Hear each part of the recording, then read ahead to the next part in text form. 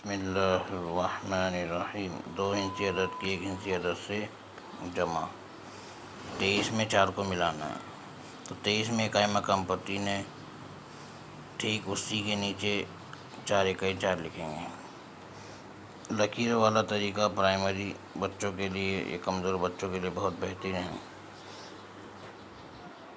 तो यहाँ पर 3 है तो हम 3 लकीरें निकालेंगे और उसके नीचे 4 है तो 4 लकीरें निकालेंगे। अब इसको गिनेंगे 1 2 3 4 5 6 7। 3 और 4 7 होते हैं और 2 के 2। अब इसी तरह नीचे की मिसाल में 5 है तो ये 5 लकीरें और ये 4 है तो 4 लकीरें। अब इसको गिनेंगे 1 2 3 4 5 6 7 8 9। 4 और 5 की जमा 9 और 4 के 4। इसी तरह 38 में 1 को मिलाना है तो 8 के नीचे 1। अब 8 लकीरें फिर उसके नीचे 1 लकीर। तो अब इसको गिनेंगे 1 2 3 4 5 6 7 8 और 1 9। 8 और 1 9, 3 के 3। अब ये मिसालें हल करना है।